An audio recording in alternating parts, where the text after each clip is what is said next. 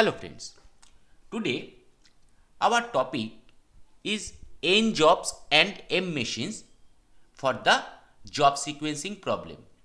Now in the previous tutorial videos already I have discussed what do you mean by the job sequence problem and how to solve the N jobs and 2 machines and N jobs and 3 machines.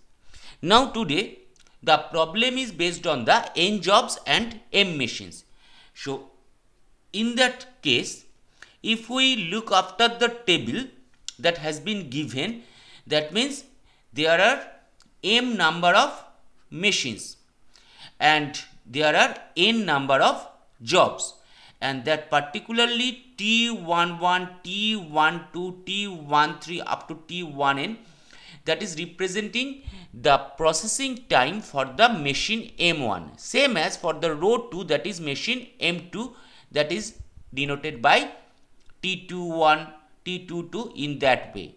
And for the machine MM, the processing time has been denoted by TM1, TM2, TM3 in that way.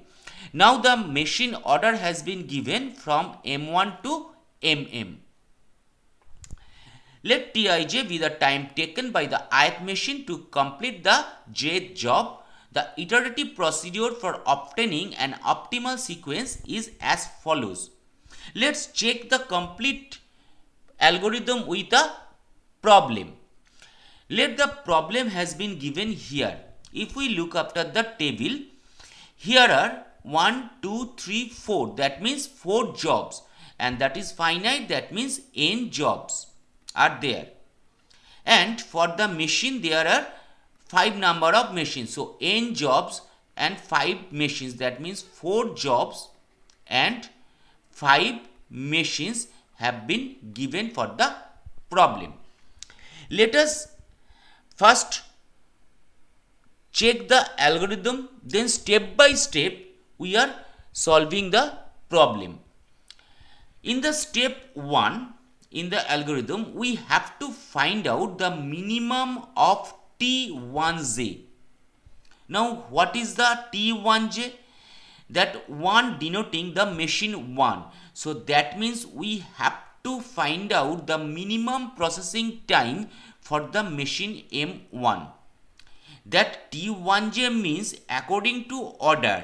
That means is M1 is in the first machine in our processing order, then that must be taken for the minimum processing time for the first machine in the processing order of the machines.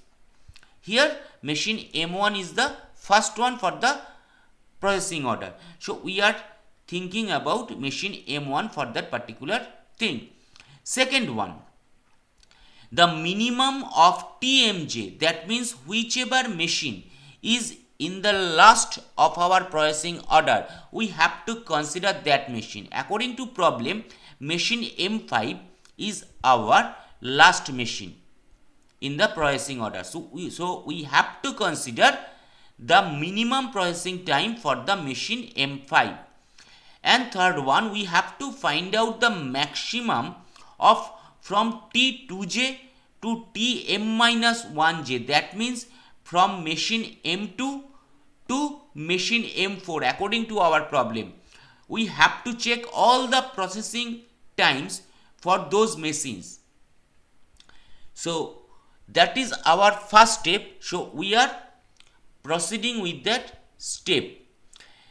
Let's another one, check the process of step 2 the algorithm. Check whether minimum of T1j. If we complete the step 1, that means we have to find out which one is our minimum processing time for the T1j. Now in that case we are finding 5 is our minimum processing time for the machine M1. So that is our first. In the second, we have to find out the minimum of machine M5. So that is our 6. And for the rest, we have to think about the maximum from this processing order. Here we are finding the 6 is the maximum processing order. Let's check the next step. The next step saying minimum of T1j must be greater than equal to maximum of Tij, or and or the minimum Tmj greater than equal to maximum of Tij. That means whatever the minimum of machine 1 processing order we have found out, we have to check it with the maximum of all the from machine 2 to machine 4. And the second one condition, that minimum of Tmj, that means the minimum processing order for machine M5, we have to check it with the maximum of all the other from M2 to M4 here. So let's check the minimum of first processing, that one is 5, and second one is for maximum, that is 6. So that is a false condition because 5 is not greater than equal to 6. And or so one of the condition has to be satisfied, otherwise the method fail. So if we check the next condition, minimum of Tmj, that means for the machine 5 the minimum processing order, that is 6, and maximum we have already found from all the other from machine 2 to machine 4 processing order, that is 6. So that is equal to 6. So that is a true condition. So at least one has to be satisfied and at least one condition has been satisfied. So we are proceeding to the next step. Now once again, if both are true, we can proceed. If that is true, that is false, we can proceed. If that is false, that is true, we can proceed. Already that is our case. And if both are false, we cannot proceed to the next step. So here the condition is satisfied by only one, so we can proceed to the next step.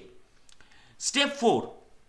Now we can convert the M machine problem into 2 machine problem by introducing the 2 fictitious machines, that is number 1 is G and second one is H. Now what is the value of Tgj? That means all the processing time from machine 1 to machine M-1, and for the H machine, that must be from the processing time from machine T or machine 2 to machine M. And we have to determine the optimal sequence of n jobs through 2 machines by using the optimal sequence algorithm, and that is particularly we know that is known our Johnson algorithm, or the n job and 2 machine problem. Now there is another step we have to check. In addition to condition given in the step 4, that means when we are converting the M machine problem into 2 machine, we have to check Tij, that one is from the machine 2 to the before machine.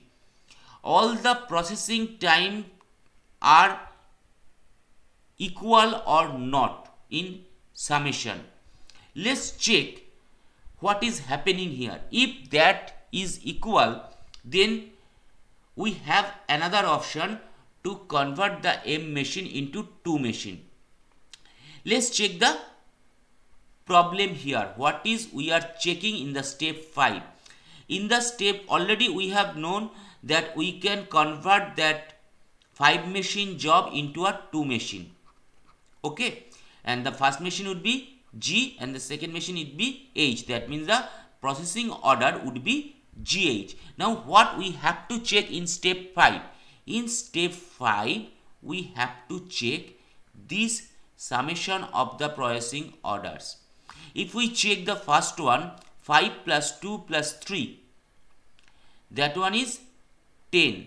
In the second, that is 6 plus 4 plus 5, that is 15. So at least any one of this summation for the processing times is mismatched, then we can proceed to that one.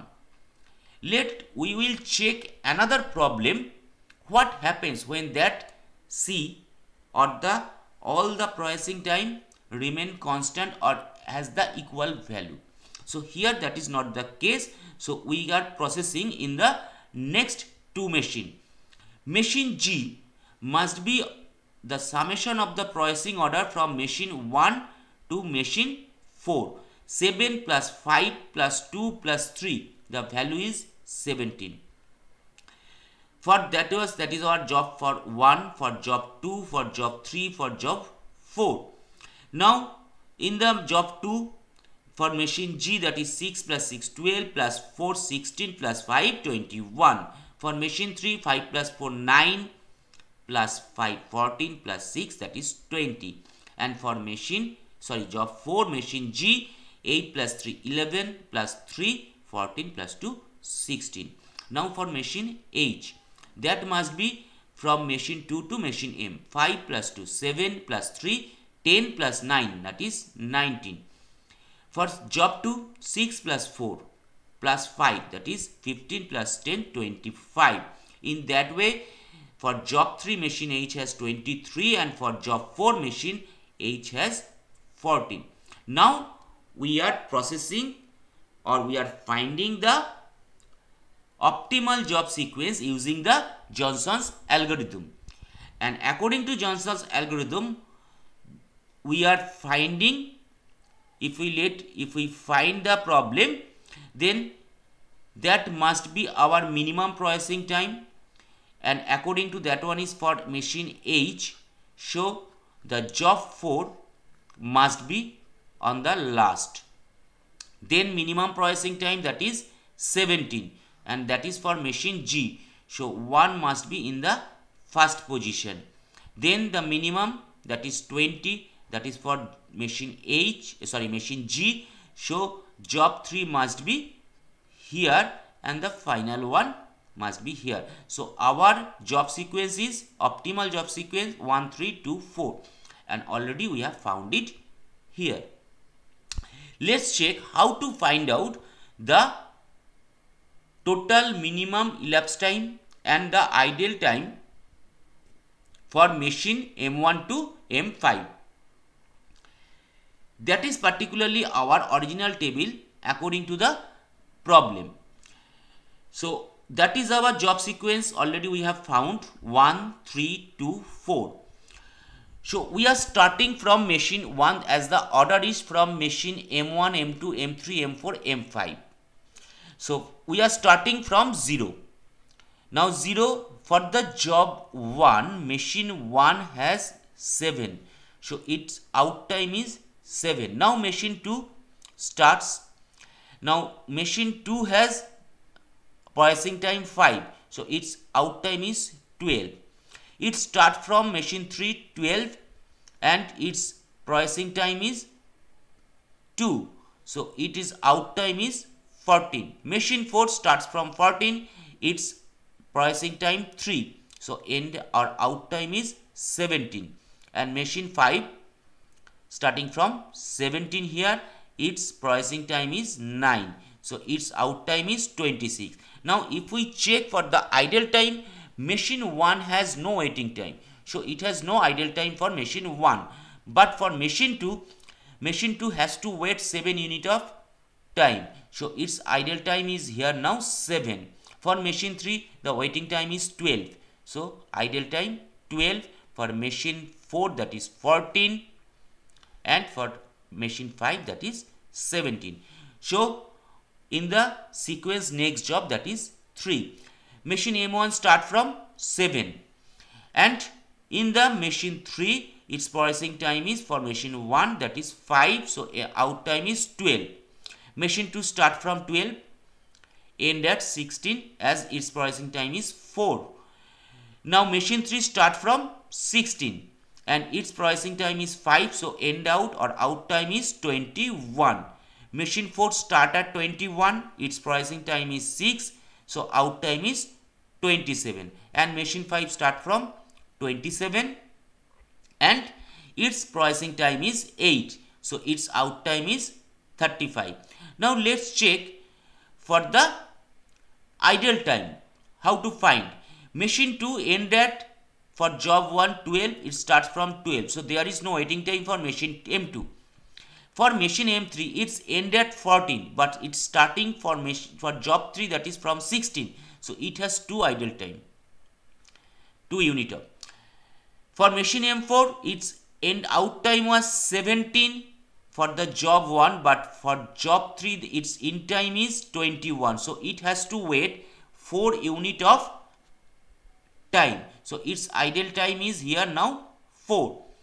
And for machine M5, it out time was for job 1 26, and it has to start in time for job 3 27. So its idle time is now 1, 27 minus 26. The next job in the sequence, that is 2, machine M1 starts from 12 and end at 18 according to its processing time. Machine M2 start from 18, its processing time 6 for job 2, out time is 24. Machine M3 starting time 24, its processing time 4, out time is 28. Machine M4 start from 28 and its processing time is 5, so its out time is 33. And for machine M5, it start from 35 and its processing time is 10, so its out time is 45.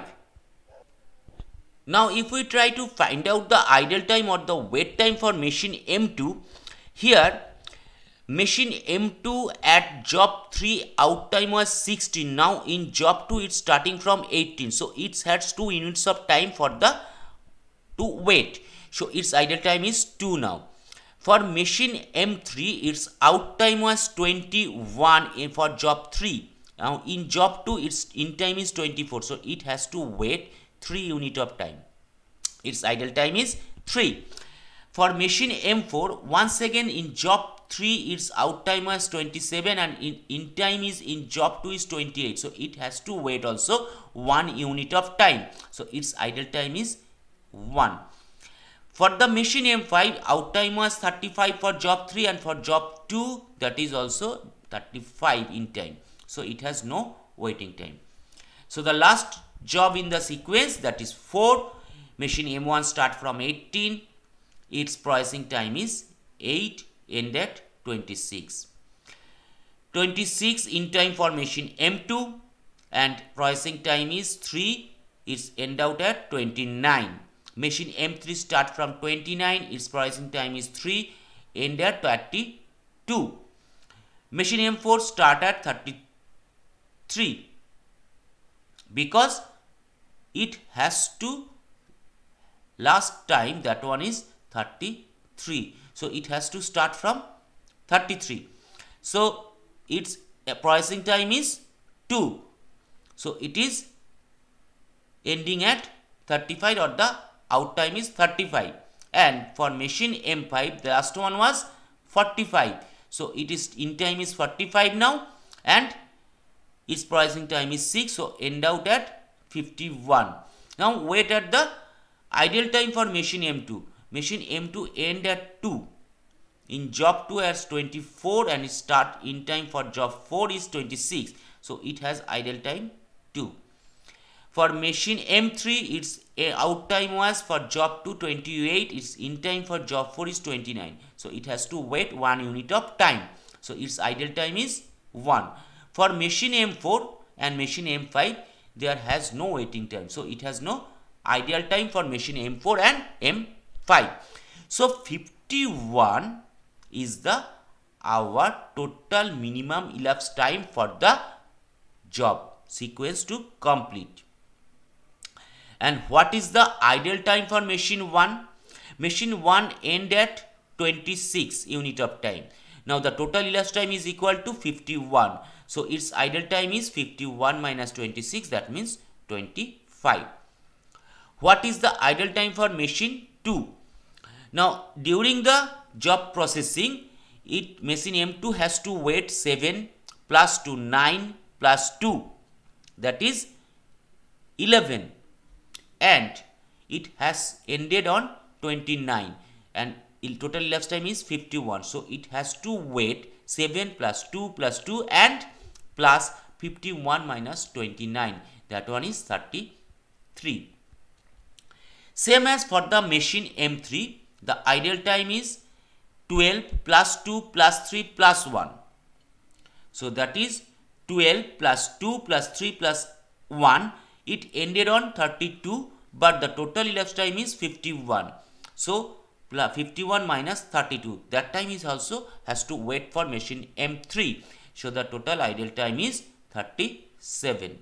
And for machine M4, once again it has 14 plus 4 plus 1, its out time was 35.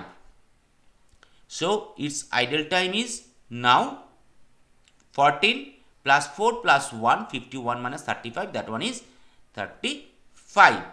And for the final machine M5, for the machine M5, it is in the, it was the end in the order. It is the last one machine in the machine order or the processing order. So it ended on 51. So particularly it has not to wait any time when the total job sequence has completed. So it has to wait in the job sequencing period. So that is 17 plus 1. So that is 17 plus 1 plus 51 minus 51, that one is 18. So that is the way how we can find out the total elapsed time and the idle time for N job and M machine. Okay. Now let's check the total thing with another problem. What happens? That is another problem. Here once again 4 jobs and 4 machines.